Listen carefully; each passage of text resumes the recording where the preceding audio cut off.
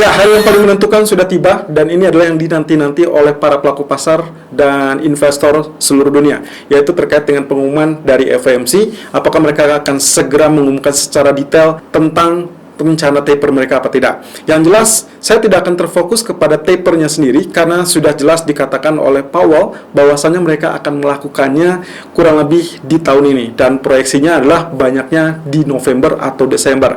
Kemudian ada suatu kebiasaan di mana saat mereka akan melakukan atau mengumumkan taper, dan ini juga sudah sempat ditegaskan oleh Powell beberapa kali bahwasanya kalau mereka akan mengumumkan taper, maka mereka akan mengumumkan terlebih dulu 2 bulan sebelumnya. Jadi kita akan lihat mungkin saja malam ini kita akan mendapatkan potensi pengumuman terkait dengan taper, tapi yang perlu dilakukan adalah kita perhatikan tenggat atau tanggal yang pastinya itu yang dibutuhkan oleh para pelaku pasar. Sebelum itu, kita akan melihat terlebih dulu dari posisi Evergrande. Ya, ternyata tadi mengumumkan kurang lebih mereka akan melakukan pembayaran di 23 September, itu adalah deadline pertama mereka. Jadi kemungkinan itu masih bisa, katakanlah mungkin terhindar dari default untuk sementara waktu, sehingga kondisi safe haven untuk emas kemungkinan bisa dikatakan sedikit meredah. Yang kedua adalah terkait dengan voting DPR, terkait dengan pendanaan pemerintahan. Dan ini kemungkinan membantu setidaknya menunda potensi shutdown, ya, government shutdown sampai at least 3 Desember. Dan ini sebetulnya pernah dilakukan di zaman pemerintahan Donald Trump. Di voting DPR juga mereka mengatakan bahwa mereka ingin menunda atau kurang lebih mensuspend limit dari debt ceiling ini sampai kurang lebih tahun depan. Ya, setidaknya berarti fokusnya betul-betul tertuju kepada Fed malam ini. Lalu kemudian kita kembali ke FOMC meeting. Kita lihat dari pertama adalah terkait dengan taper. Jangan perhatikan tapernya karena itu sudah pasti terjadi, baik itu diumumkan November ataupun Desember dilakukannya, maka kemungkinan itu tidak ada bedanya. Nah, yang harus diperhatikan adalah terkait dengan economic projection atau proyeksi ekonomi yang disampaikan oleh Fed. Inflasi sudah pasti dia akan mengatakan bahwa itu efek sementara dan kemungkinan beberapa bulan ke depan itu masih naik. Tapi yang harus diperhatikan lagi adalah dot plot. Ini pernah disampaikan dalam pertemuan bulan Juni atau Juli, di mana Fed kala itu menyampaikan terkait dengan proyeksi kenaikan suku bunga dan berubah. Yang tadinya semula di 2024 ternyata mulai terpecah. Ada 7 orang di sana yang memprediksikan atau mengharapkan kenaikan suku bunga dimulai 2022. Nah, tapi 2 di antara mereka, ya berarti kurang lebih 5 orang mengharapkan cuma 1 kali, sementara yang 2-nya itu mengharapkan 2 kali kenaikan suku bunga di tahun 2022. Nah, jadi intinya apa yang harus disampaikan atau yang diharapkan untuk hari ini adalah perhatikan dot plot tersebut. Kalau mereka atau jumlah yang merekomendasikan untuk kenaikan suku bunga di 2022 itu bertambah, katakanlah bertambah 1 atau bahkan bertambah 3 orang, maka kemungkinan potensinya dolar akan mengalami penguatan. Yang ini berarti emas akan mengalami penurunan sangat-sangat dalam. Ini persis dengan apa yang terjadi waktu respon pertemuan FOMC Juni atau bulan Juli. Nah, kemudian yang terjadi, maka Anda tetap pertahankan posisi sell. Kemudian yang kedua, kalau ternyata dot plotnya dipertahankan atau tidak ada yang merubah, artinya kemungkinan masih dalam komposisi 7 yang menginginkan kenaikan suku bunga di tahun 2022, lalu kemudian yang 2 pun kira-kira masih tetap menginginkan 2 kali, dan sisanya tetap di 2023 paling cepat atau paling lambat di 2024. Kalau ini yang terjadi atau unchanged, maka kemungkinan emas akan mengalami rebound persis dengan skenario yang pernah kita bahas sejak hari Jumat yang lalu. Turun, kemudian dia rebound sebagai potential demand di zona-zona tertentu. Kemudian yang ketiga adalah kalau ternyata tidak akan ada taper, katakanlah tapernya tidak dilakukan di tahun ini, kemudian juga dot plotnya tetap, artinya tidak mengacu kepada kenaikan suku bunga, maka kemungkinan potensinya emas akan rally. Ya, emas akan rally di skenario yang ketiga ini. Sampai berapa? Kurang lebih diperkirakan mungkin bisa saja sampai kembali 1795 atau bahkan 1800 kembali.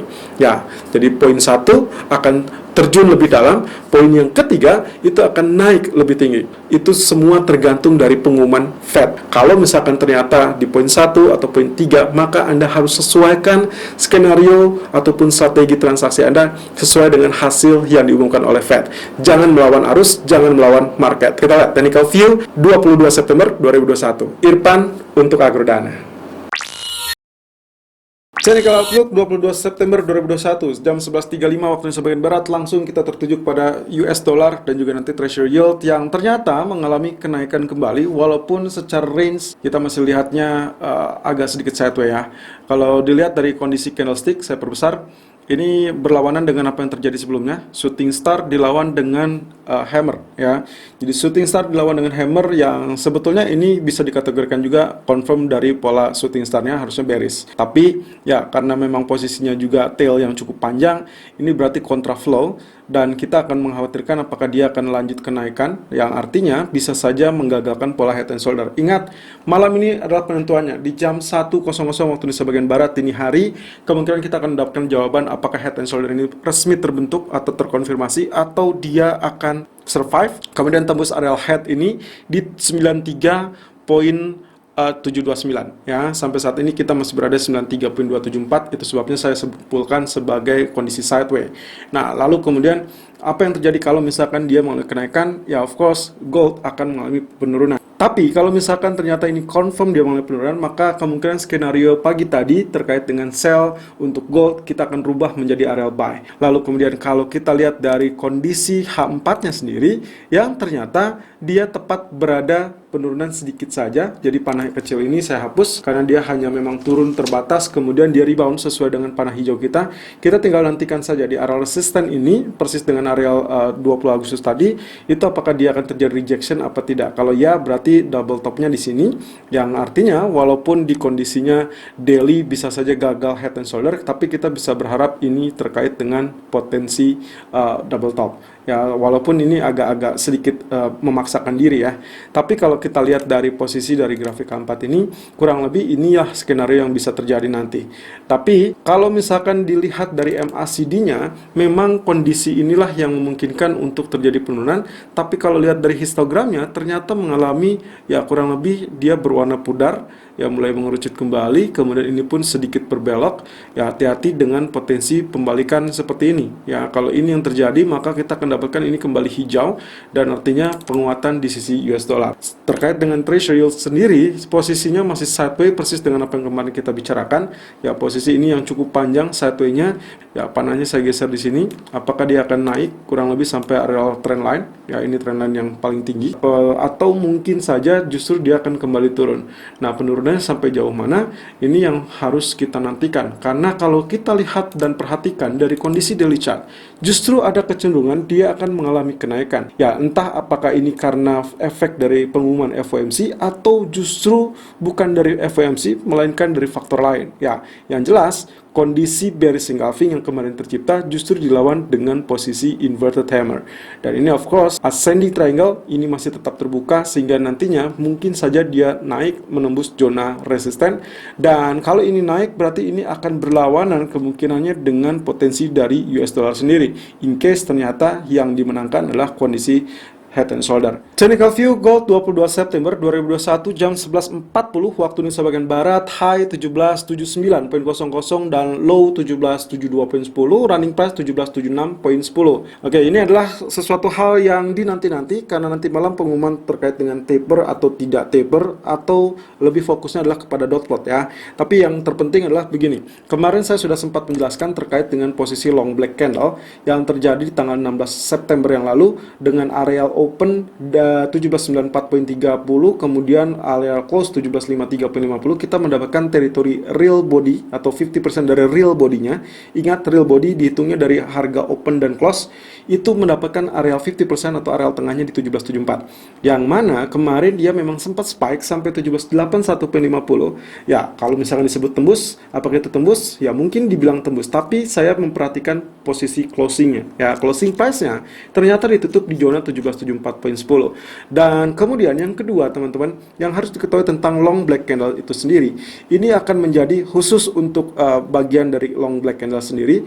Resisten pertama 1774 adalah 50% dari real body, maka resisten keduanya itu akan ada di puncaknya atau sisi topnya ya, atau di bagian tertinggi, dan itu berarti 1795.90, kurang lebih di teritori ini.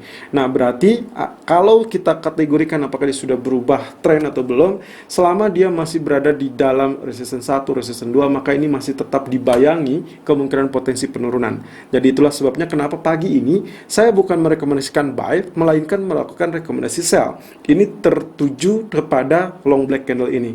Ya, Anda bisa perhatikan pula di area ini. Ini salah satu contohnya long black candle yang sempat terjadi kurang lebih di tanggal 7 September yang lalu.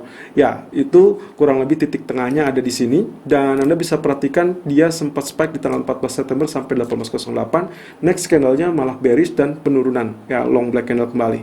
Walaupun tidak selalu akan berhasil, tapi kurang lebih target 50% ini ya masih bisa kita gunakan. Nah, yang nantinya akan menjadi perubahan tren itu kurang lebih mirip dengan ini, long black candle, lalu kemudian 50%-nya ditembus, bahkan areal tertingginya ditembus, maka dia sudah berubah arah. Nah, kondisi yang sekarang bisa saja terjadi seperti demikian, dengan catatan kita harus dengarkan lebih dulu pengumuman dari Federal Reserve. Kalau ternyata kita bicara tentang teknikalnya sendiri, maka yang kemungkinan terjadi adalah ini adalah potensi harusnya berbalik. Artinya kemungkinan hari ini bisa saja ditutup dengan candle doji, entah itu hanging man, entah itu shooting star, atau bahkan bisa saja bearish engulfing. Ini kalau dari sisi teknikal. Tapi kalau dikombinasikan dengan Fed mengumumkan terkait dengan taper dan dot plotnya meningkat untuk kenaikan suku bunga di tahun 2022, maka ini bisa menjadi bearish engulfing lebih pasti.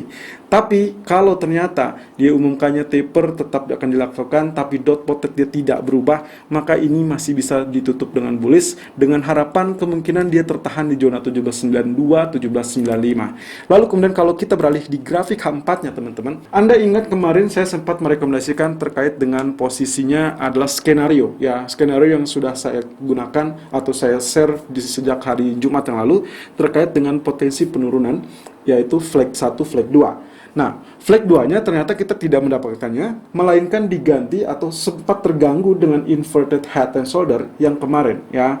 Ini ya bagian left, ini bagian head, ini bagian right shoulder, ternyata dia betul-betul naik. Jadi sebetulnya kemarin sudah perfect, ya, dan dia pun mentok di 81, walaupun kemarin kita sudah bahas 61,8% di level 1776 itu bisa menjadi acuan untuk melakukan sell, walaupun sellnya tidak menjamin bahwasannya Anda akan langsung mendapatkan profit, karena semuanya terfokus akan FOMC untuk hari ini. Nah, kalau ternyata kemarin sell di area ini, maka harusnya stop lossnya di atas 76,4% ini, yang berarti di atas 1783. Jadi kalau misalkan Anda menginginkan secara teori Fibonacci, Anda harus ikuti level-level tersebut. Kalau Anda sell di 61,8%, maka stop loss-nya harus di atas 76,4%. Atau kalau mau di atas 100%. Yang menjadi masalah adalah faktor ekuitas. Masing-masing investor, masing-masing trader akan memiliki kapasitas equity ataupun tahanan yang berbeda-beda. Sehingga kemungkinan untuk mendapatkan SL di atas zona 100% akan menyulitkan untuk Anda, terutama untuk dana yang terbatas. Kita pindah ke dengan posisi yang sekarang. Kalau misalkan flag-nya sudah gagal, lalu kemudian kemarin sempat diganggu oleh inverted head and shoulder, kita katakan seperti itu. Nah, kali ini kita melihatnya ada potensi, ini adalah rising wedge. Ingat, rising wedge setelah bearish itu biasanya confirm untuk terjadinya penurunan kembali. Artinya di sini kita akan mengandai-andai potensi dari penembusan zona 1770 kembali. Ya, itulah sebabnya kenapa saya memberikan rekomendasinya untuk melakukan sell untuk hari ini ketimbang untuk melakukan buy. Walaupun dengan catatan itu di luar kondisi FOMC nanti malam. Karena untuk FOMC sendiri kita harus merubah strateginya sesuai dengan pengumuman yang dilakukan. Oke, kembali ke dalam rising wedge sendiri, area 1, 2, 3, 4, 5, maka seharusnya ini adalah penurunan dan bisa menembus zona ini. Yang kebetulan dia berada di 50% di 1770. Nah, kemudian target terdekatnya mana? Target terdekatnya berarti dia akan mengincar 1764. Saya ngambil target terdekat saja, tidak terlalu jauh, walaupun itu bisa saja terjadi penurunan sampai 1757. Stop loss, maka kemungkinan potensinya tetap harus berada di atas 1783. Jadi kalau misalkan Anda prepare untuk strategi ini, Anda harus siapkan stop loss di atas 1783. Dan kalaupun itu kena, maka kita akan sesuaikan atau exit lebih dulu, diamkan lebih dulu, lalu kemudian perhatikan apa yang dikatakan oleh Powell ataupun dalam hal ini adalah FOMC meeting. Patokan utama saya bukan taper tapi kepada dot plot. Kalau dapat menunjukkan adanya peningkatan jumlah yang setuju terkait dengan peningkatan atau kenaikan suku bunga di 2022, maka kemungkinan potensinya emas akan anjlok. Tapi kalau ternyata dot plot tidak berubah sama sekali atau malah cenderung berkurang, maka kemungkinan potensinya ini setelah mulai penurunan nantinya dia akan reverse kembali ke atas, dan kalaupun tembus maka 1795 bisa ditembus, dan itu saatnya Anda melakukan perubahan strategi menjadi area buy on breakout. Sementara kalau misalkan dia skenario-nya sesuai dengan skenario hari Jumat, dia turun lebih dulu, maka kemungkinan potensinya saya akan mewaspadai zona penurunan di bawah 1745. Artinya, teritori 1730 kalau itu tersentuh akibat pengumuman Fed, kemungkinan kita akan melihatnya sebagai potential demand atau good demand, karena after Fed masih banyak hal yang mengejutkan yang bisa terjadi, termasuk salah satunya pembahasan terkait debt ceiling dan juga tentang kondisi Evergrande. Kemudian terakhir di kondisi HAM1, posisinya lebih jelas lagi, lebih clear lagi. Anda bisa lihat di sini, ya. Anda bisa saja melakukan atau hold sell kalau ini tembus, ya 50%-nya di 1770. Tapi kalau tidak tembus, Anda exit. Lalu kemudian kalau ternyata mencapai 1764, hati-hati. Ya, ini saran saya, rekomendasi saya. Selalu gunakan stop loss dan risk management sesuai dengan equity dan strategi trading Anda. Irfan untuk Agrodana.